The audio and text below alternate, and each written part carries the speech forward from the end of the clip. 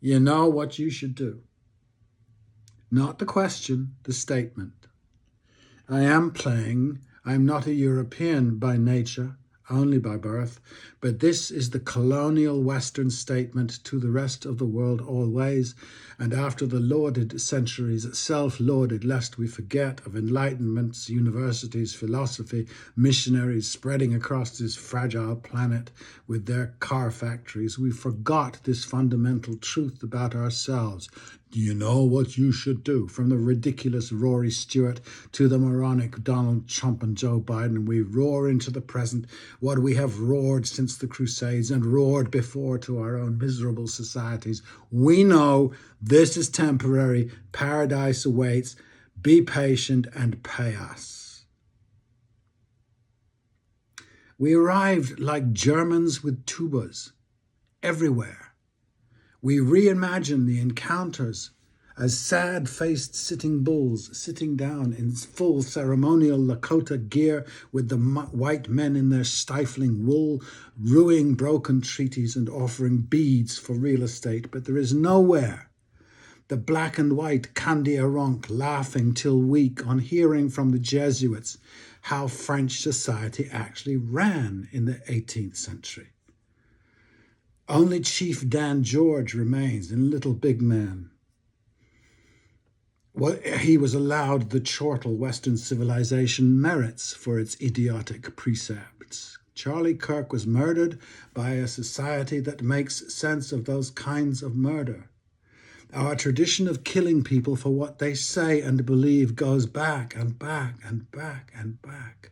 Another tradition says, believe it or not, if you kill a person, you will never change their mind. What? Our tradition counters, her mind cannot be changed. She was possessed of the devil. Sink her in the pond. If she lives, she's devil begot. Her only chance of salvation is confession. Then we'll murder her, but her eternal life will be in heaven. What? This is what we believe. If you don't look at me, look at the evidence of the talk around Charlie Kirk. The murderer's response should be, the devil made me do it. Flip Wilson. So we get the revealing, we have a mental health problem in this society. Yes, you do. Your precepts are insane. Your society's values are insane. Apparently, at last, after all these years of Europeans in stuffed shirts trooping around the global down-unders with promises of dollars saying, you know what you should do, there are African Candy Aronks either smiling or pretending to take them seriously, and it's always diverting when a couple of old colonials get in the box. The rest is politics. Anyone telling the world, you know what you should do, with that dictator, forgetting which culture inevitably birthed Hitler and many another criminal, the rest will smile. They might have done so always, but were too polite. I just watched Megyn Kelly's Screech. She does it well. She does it fully. She does it while blonde. She does it so genuine. Academy Award stuff to a right-wing forte that I wondered why. I think it is because she was a driven child, has worked terribly hard in that white-collar way, hours consumed but little effort, has clawed her way to the top-ish in a media world overwhelmed by unoriginality and makeup, has won, is rich, and has convinced herself she's worth it. I heard an equally dull journalist say that taking away the holiday chalets and BMWs the very rich buy was a devaluing of aspirational living. I thought at least aspiration was a tad deeper as a notion, but no, Audis it is. Poor job there, Pericles. That the aspired twos are bought with Bitcoin profit finally separates wealth from work so we can drop that, and has now created the most vacuous community in history since the European monarchies finally signed off. No wonder they're angry. A day will come soon when sensible people will divorce at last wealth from work. They have been distant acquaintances for almost ever, but the Megyn Americans have labored hard, crafting the myth of worth and work. And she talks to the crowd that believes her tosh to survive their mirrors at dawn. I was just amused at the genuineness of the rage, like the ones screaming, "You see?" Because Mamdani has assured landlords in slums that if they don't keep their buildings safe and livable, they will be dispossessed. You see, they yell, communism. State-owned housing. There's public housing all over Europe. I lived in it for a time. It's gorgeous. There's even what they call hero housing for veterans of World War I, still standing gorgeously in West London. Bungalows with small front gardens and loos inside. Communism. In the early 90s, I flat hunted in Manhattan with a girlfriend and was shocked at the rat-infested mouldy corners allowed on the market. Even the English would have busted those landlords. The Megan yowl was distinct from the usual right-wing bleats. It was personal and frenzied.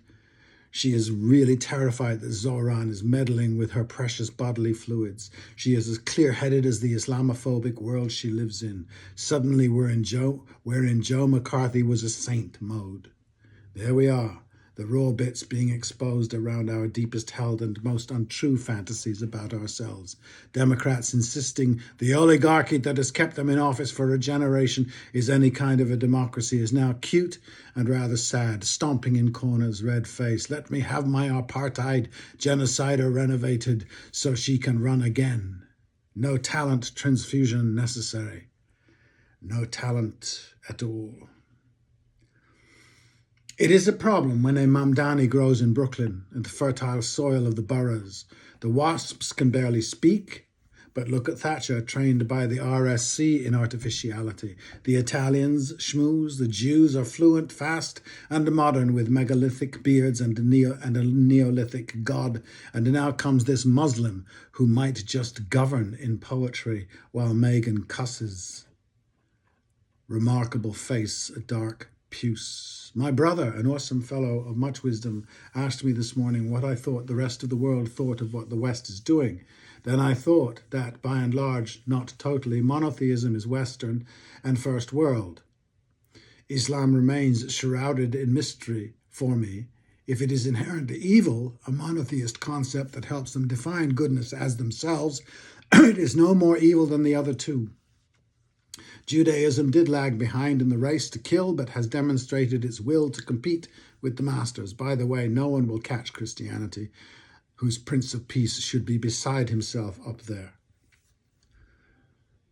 On the attitude of the global East and South, the Confucians and the Buddhists might understand indulgently that as the monotheisms are fantasy-based, the West needs a broader basis of reality than the rest of humanity.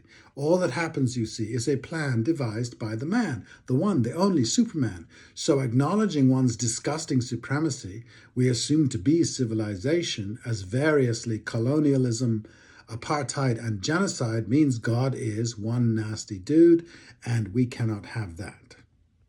This might have been possible, the pagans did it, but with monotheistic fantasy comes identity. When anyone says to flog a dead cornstalk, self-determination, they do not mean self, they mean identify themselves as member of the Kiwanis of heaven. It will be asked, do I agree with their right to exist? I do. Until they do what they do and have done. Deny others their right to do the same. I don't need their permission, but one mumbo jumbo must allow the others. I don't need a building or a community to worship. No wonder they need commandments to break so relentlessly. I am now sure it should have gone, thou shalt not kill other members of this gang, the ones who grovel to me. End quote. Because without fantasy, this is the reality. I speak mostly of Christianity because I know it better, never enough. Its hallways are myriad and shrouded. The effort to confess what it has done since its conceiving, not the founder's fault, but he died young and was replaced by publicist and propagandist Paul, a stenographer, if ever there was one, to confess to what are ridiculously hideous actions, all supposedly proscribed, but obviously God's plan would cause the strongest man of faith to fall apart, and 10 Hail Marys just won't cut it.